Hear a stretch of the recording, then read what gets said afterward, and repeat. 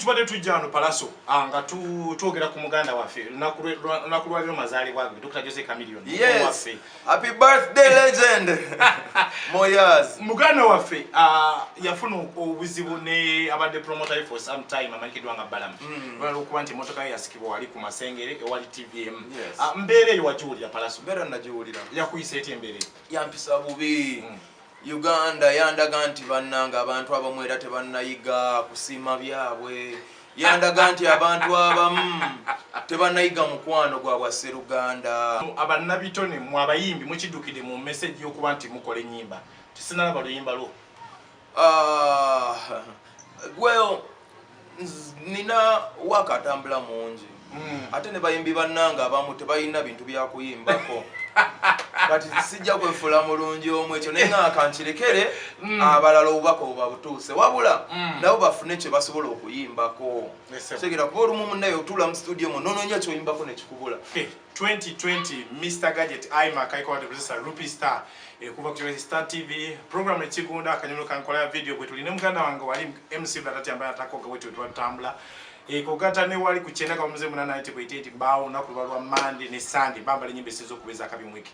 So ndi blessed okuba nti mu mbera ya 2019 no 2020 abana je batu sali baita 2020 simali Palaso nawo jita 2020 obuso bubiri kube mbera mwaka bana bacha kuita 2020 bagwita 2020 na olidde n'omukulembeze w'eggwanga kagenda mukulamu amannyo mu kamwanga akabuuza kali nga So embeera yanzasagede nsaba Palaso obuze kubagiriko nabaje kumideko bannange abooluganda muli omutyeyo mbaminsinga nnyo kansubire muli safe kyannaku tetukyalabagana bwe twakolanga tetukyabonga bulungi naye mukama abakuume ffenna naffe bwe tuli embeera etunyigiriza nammwe banyigiriza naye inshallah buli kimu kijja kuba bulungi basiramu bannange abali mu kisiibo Ramadan Karim.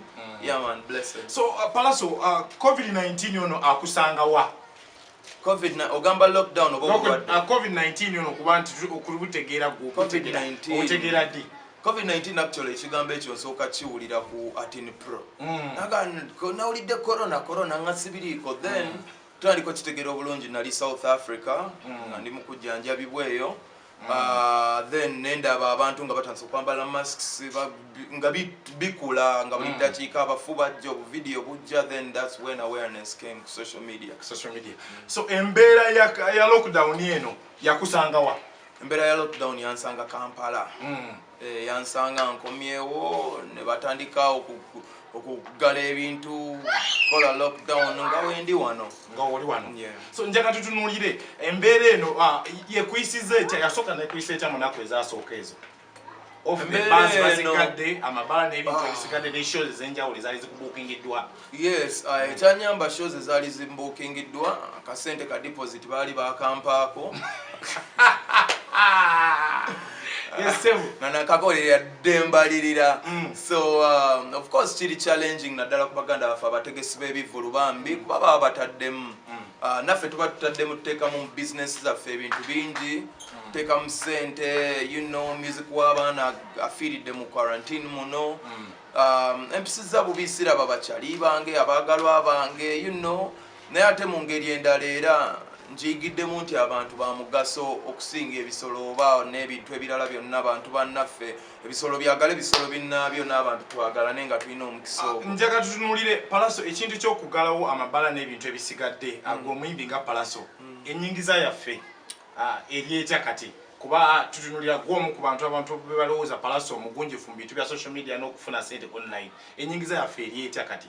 Era nze personally nyingiza of course tekyali kyekimu byawukanamu naye ekyo kiri ku buli muntu naye nze era personally mbesinga ku social media nga okola ebintu bingi online businesses zenina ne strategies zemmanyi eziriko okufuna ssente nazo binyambyeko okubeera nga mpita mu kaseera kano era kiringa era okusevinga ne byoba osevinze kubanga ssente zo olina woozissa ate olulala wakutaaseeko okozesa ssente zo nazo kugakola ekintu mu ssente zo nawe kikweyimirire nga tokyasobola zikola nga weeziri so tu invest in bintu music videos ku YouTube record sales through TuneCore ne companies endala n'ebirala ne tubanga tunyigiriza embeera eno n'etateeka ate nnyo. Palaso omuyimbi atalina social media handles zibadde active ng'eyiyo katugeze n'abantu abalala bageza kufuna social media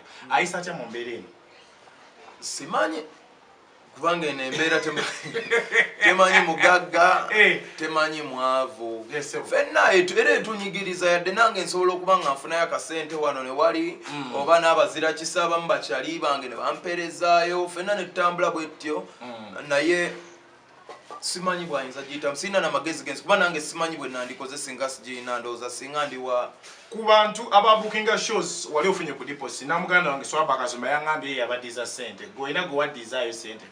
sirina gwe naddiza ssente kubanga receipt yange eriko goods once sold and non returnable oba money is non refundable naye nga era nze ndi muyimbi mututumufu ate n'erinnya lyeyongera kula so ate nabo bali mu advantage nti lockdown wenaggwera erinnya ligenda kubeera ddeneko so sente zeyampa ate sijja zikyusa nja mufunira olunaku olulala ate afune omuyimbi omunene okusinga kuoli ku sente entono. So bwetyo ne tukigalira. Okay, tuyingidde Palaso tuyingidde nga oli omu tuyingidde 2020 eno ng'olina ennyimba ezikuta abantu mu babiro eziri mu bantu ezidigiza abantu ezikuba abantu amabala n'ebintu ebyenjawulo abantu ne balowooza Palaso bemu ku bayimbi abaliko lockdown eno wetukwatidde abayimbi wadde tuyinza okugamba tebafunye nnyo mu bivule wadde bateekateeka kuba nti bakola concert omwaka guno badde olinayo ekyenjawulo kyoteeseteese? Mbadde nina tours mbadde ngenda Canada, Australia, London, mukisa mulungi nali maze okuba South Africa nga omanyi hits badde nyingi mbadde ngenda European tour Schengen naye byonna munnaye ne bisazibwasazibwamu ne tubale tulinayo isuubirya concert ahead of us one Kampala concert ezo by the way ekintu ky'okujja obwongo bwange ku concert kyanyamba nnyo okubeera nga nkola music ate kati abakutte because concert ezo bayimbi bannange concert zine engege zibavuga speed concert zaali zifuuse weighing scale y'omuyimbi osegeera ng'omuyimbi asobola okukola hard work wena n'aba n'ennyuma nnyingi oli najja nga ye amanyi okutegeka concert ye oba ku kyalo kye oba n'asomba abantu bangi mu basi n'akola ki kweganga ziluzinze credibility kati ng'abayimbi abamu abalina work nga batayagala batalina budde bwa kusomba olwedde otaddemu mu waako okoze biki ate kati ate odde ne mu kusomba abantu nga tebikyakola sense kivala na stepping out of concerts for the last 2 years nsokemba feeding music concert will come at demand naye sigenda kuddamu kubeera nti concert ye speed mileage kwenzirukira no but this year by the way mbadde nina abantu benjogera nabo bamuyita Luba Events. Musajja wa property agent. Yes. Ye muntu abadde atandise okunpushinga okola concert era nga tubadde mu discussions nga yagala gikola but nze ne bayimbi bannanga abato mukole waka ebintu bya concert birungi okubiwa abawagizi bongo ina ne waka gokola ki naye oli agenda nayita abantu talina na waka gwabalaga ne concert no. Palaso ekirwadde kya COVID-19 yono abannabitone mu abayimbi mukiddukidde mu message y'okuba nti mukole ennyimba tisinala baluyimba lo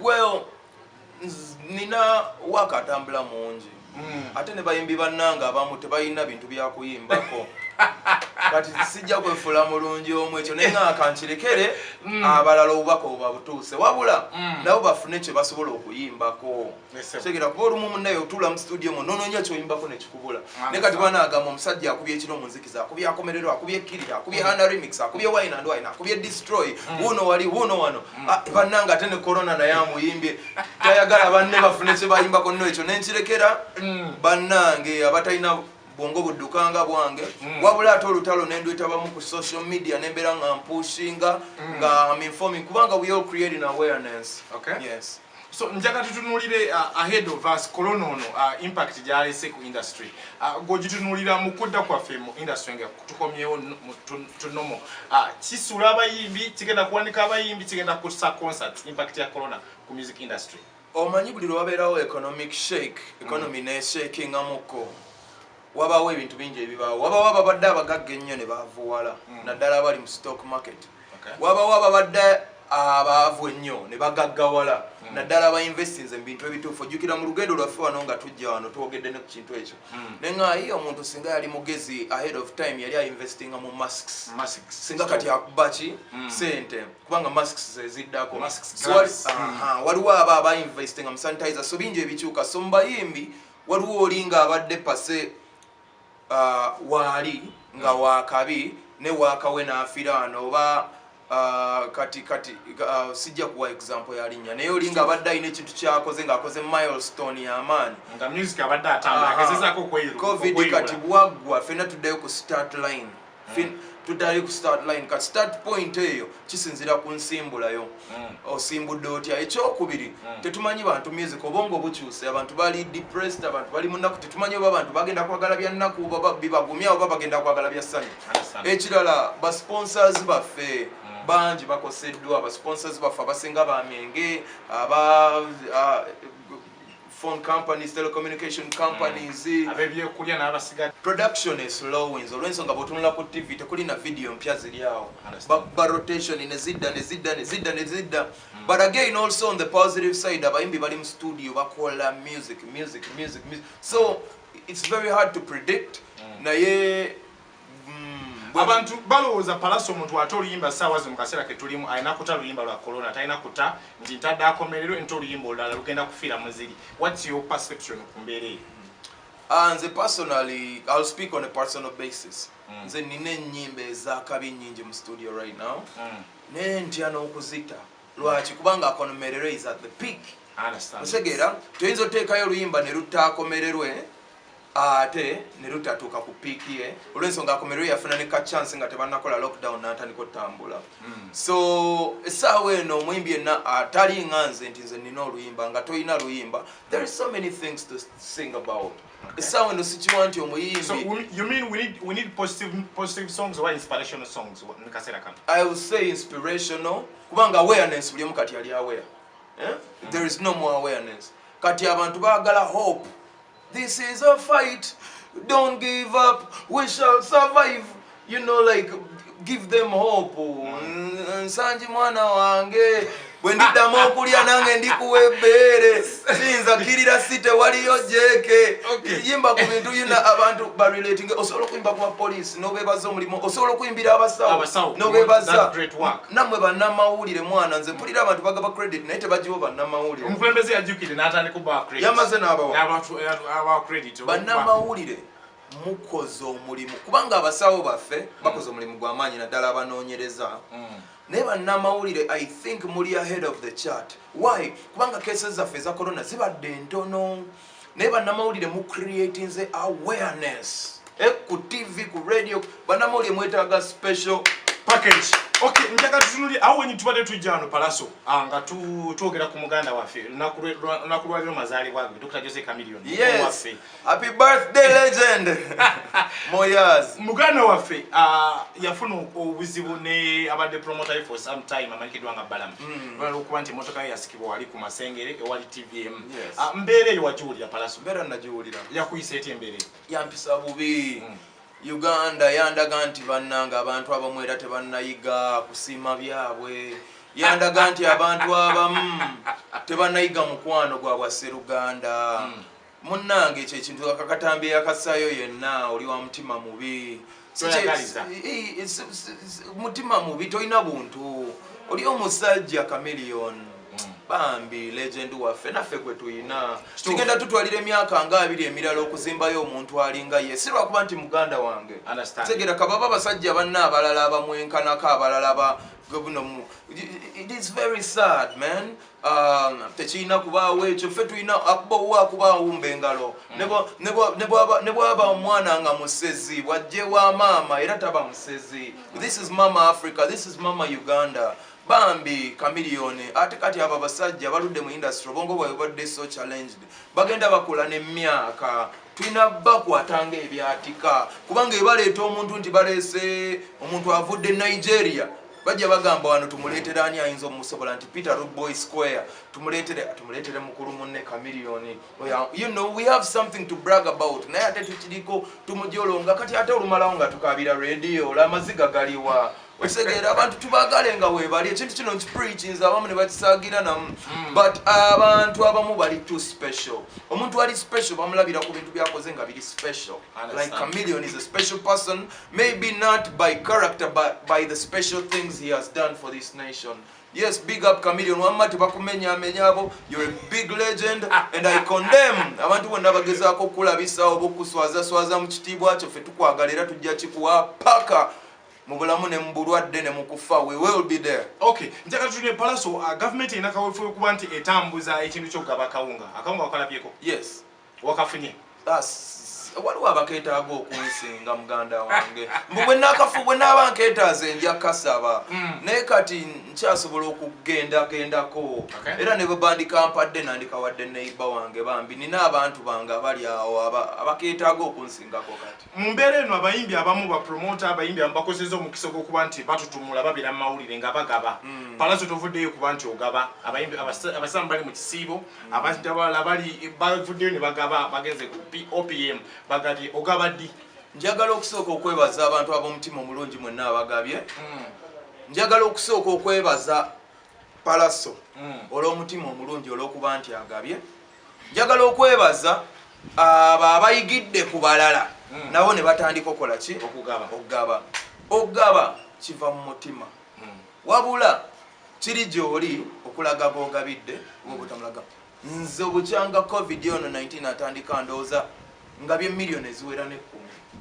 Lwaki totadde ku kamera ng'abalala? Kubanga ngaba nnumirirwa sigaba sijjaga nti baliberaga kuba kugaba obugabi ogw'omutima mulungi oba kamera oba si kamera it's good to give naye ngaba nnumirirwa nti nze ngabira mu mbeera kati embeera emu ekwata nga sina bya kamera muganda wona kubira nina omusajja kyali wange akoleyo mu wino sijja mogera wayankubira n'angamba abaana bagenda kufa Palaso nyamba nenkwata sente nemuweereza nenkwata sente nempereza ttiimu yange nenkwata sente nempereza baneiba bange abo bonna bwoyite wakokkirira bonna mbafaako nga bwensobola bangi mwana sobola nabba kumenyera nasanga wali omuyimbi munnange naye sijja mwogera linnya abantu amu balabisa namusanze njala emuluma nga agenda kutuka nanga Palaso tondeka wano era nenkwata sente nemuwa nze sinagaba ku kintu mboba kawunga oba ki but my mobile money nekulaga abantu bengalidde sente mwana mukana akaseera lwakuba abamu ate era abalala abakubuuza nti ogabaddi aba ayagala abe n'ekitabo kye nga buli agabajja n'akisaininga mbambi abaagala tubalage nga tugaba mutubulire ebitabo ebirirwako batugana okutambula tujje nga tusayininge mutegere nti tugabye. Palaso abakozi b'ennyimba bakawandiisi b'ennyimba abakola ennyimba bakatambula b'emiziki ba audio producers babuddeyo ne bakaaba omulanga tebali bubi mu abayimbi abantu mulinawo ekibiina babadduukiridde n'abasigadde ba audio producers mubasuuliridde olina producer godduukiridde? Producer gwenziruukiridde bangi kubanga mu kaseera kano kennyini nabo bennyini tebakyalina ba clients bwe kiri nabo sijja bamenya manya nsobola omumenyayo naye ate siina nsonga lwaki mbateeka mu kamera kubanga ngenze w'abantu naye ate kibi sijja mmenya abantu naye mbatuukiridde nenkola ki nenyambako infact baproducer bwe mbagatta ndowooza nnyambyeyo nga mukaaga ba DJ bo sibala ba MC nabo sibala abantu ba ttiimu yange bano balijjo mbeera naawe. Palaso okuyamba kw'aba DJ ba DJ abamu babadde bafuna obuzibu n'abantu okuba nti bazanya music atali content mungi nnyo webwera okuva kati muganda wange birabika ku page ya muganda wange amanyikiddwa nga Wizo Manizo ng'agamba kati mugende Wizo yali si yakasana yali alwaninga page yakasaayo naye yali asaaga ne by the country tufange yali asaaga ne DJ omu ne bwe yakasaayo ne kalfaanana nga akatunulidde buli DJ ne kaleetawo embeera ne Wizo mukwano nnyo gw'aba DJ tayinza kusaagira mweno mbeera tibagende banonye ba Wizkid bazanya music no ekyo kiri wrong eno embeera ffenna yatukutte bingi ebyokuyigiramu ate bingi ebyokwerabiriramu tulina okwerabira bingi tulina okuyigiramu mingi nekyo njagala obbagamba mulekerawo okusonga olunwe mbantu mu buli akwetaaga gw'osaba no tetusaba be twetaaga tusabe bannaffe nga bwe tubeera kubanga nze kibirivinga nti buli DJ singa oba buli muyimbi nange nsobola okugamba DJ wange waliwo DJ kati nga selector gyafuna kasente ate mukwano gwange nsobola nga selector waayo wano sigumye nkimanyi asobola okumpa naye tutunule nnyo ku bye twetaaga ate n'ekirala mukana akaseera singa buli omu akuyamba okubeera kyoli sawa eno goyina omuyamba tujja maliriza nga ne ba DJ ate nabo balina okuwa abantu abajja mu bibaala byabwe buli lunaku tujja maliriza nga namwe aba radio mulina okuwa abawuliriza bamwe bonna tujja mawuliriza nga abamawulire mulina okuwa abagasoma kuba be babawagira okitegeera kyegamba so tetuyinza kutunulira mbeera eyo mu ngeri eyo tulina kutunulira tuyambaganye tutya nga abantu nze ndi bulungi kanyambe ku Rupi oyinamu yo kyayo palaso ojja kumpa omutwalo ndieko akanana ate nange nfune gwempe ebbiri. We have to survive like that. Okay, nga tutuka palaso njagala tutunulire ahead of corona ona kyatu affecting the music industry. Basically tuli down tulina nteekateeka ki nga tuvuge mu corona ono palaso eriwo musical ya eri palaso musically nina works nyingi zenkoze nina videos zange zina shooting South Africa generally na MC Norman nina olimba ne Zex Birangirangi muganda bambola tata ratata yajikubye eri mu banga bwet adonda bambi be bali kumala no jukira Zex Birangirangi musajja mulungi kimugwanidde era Uganda mumuwagire mumute mwana oyo bambi tuyagaliza inda tuyagaliza new blood kwagalako mazima tuyagaliza fresh blood woba tolina ratata mu county town yo akola county down na stream eno watoli mwerufu bano bana abazi babaddewo nga bagrasinga but nzi finally bawadde oluyimba so tubona okukiriza so oyina project nina olimba lunaka shooting jukira ne little puzzle na katolimba ne Don MC mubaya nina work mungi just erago chomanya corona yona koze bubi na it's okay ka staff na tuli mumbera tujjajita okay ubako obusemba iri abakula bana mikwano jo nabenganda yona musije bali abali mu byalo abombyalo bawuliza abombyalo mbawuliza bakuba walone yankubidde jo bane bokuba esimu yange nolabanga sijikutemanya nkalidde ntomedde jo waliwo yankubidde nga nange gwe wange gwase nengamba ono nja muddira enkya nga ndabye olwenkya kyeruleeta nga tunayingira lockdown eno twali kundikani nga tuna tribute concert ya Mala Mulenzi amuzeeyi n'omuzinisa amazina ag'enjawulo muzeeyi Mayanja ne mukyala Mayanja obawuliza abo bensinga okuwuliza abo nga sinnakuba simu walala nsooka nembuuza muzeeyi why kiri kiteera mwana kwa muzeeyi Mayanja oyo mulaba by the way moment eyo gyeyastuka najja nazina very special moment webale nnyo taata wange takikolerangako mwana yenna ate nange samuyita mbuvaayo olimba alwagala nnyo naye taata wange oyo omulaba be bali bennyini abasajja eŋŋwaŋŋuli abalina entumbu ezikira ez'emboga abatakkiriza eva buli lwemukubira muzeeyi oli bulungi ndi fine gwe gyoli nti ennyama olya nti ndya mwe mulya nti naye namukubirako awo ennaku nga zize bagenda nga muzeeyi kiri kitya nangamba owaayi kyoba omanyi agakawunga tonatera okuganaaba abo oba tokaweereza ate naye ate kati muzeeyi okumanya yeekyanga muzeeyi wange sebo quarantine nga tennatuuka yasooka n'ayita mu baana be bonna omu ku omu ng'ayina kilo z'akawunga 5 buli omu ng'agenda amuwa wizo nga tafaayo oba oyina oba toyina taata n'abaana era muzeeyi wange big up nkwagala nnyo omutima gwa kizadde yes okay nga tudduka bwakati bwesembye abantu n'emikwano gikulaba n'obubaka obugumya abantu mu mbeera eno tetujja kubaawo bakyali bange mwenna mbaagala nnyo mwana tugumire wamu ffenna tunyigirizibwa sinze nze kasigo weka kintu kya buli omu naye tugenda kuyitawo abatasobodde bakyali baffe kuyitawo mu nsi zonna endala mukama abawummuza emirembe bambi tubadde tukyabeetaaga nnyo kyannaku nnyo nti tulina obulwadde buno naye tugume mazaakabanga nga sikulaba nebuuza ennaku zino nkambwe oba oziyitamu otya I have a dream that one day we shall sit together again. I have a dream that one day we will shake hands again. This is a fight. Don't give up. We shall survive. Yeah, man, we shall survive.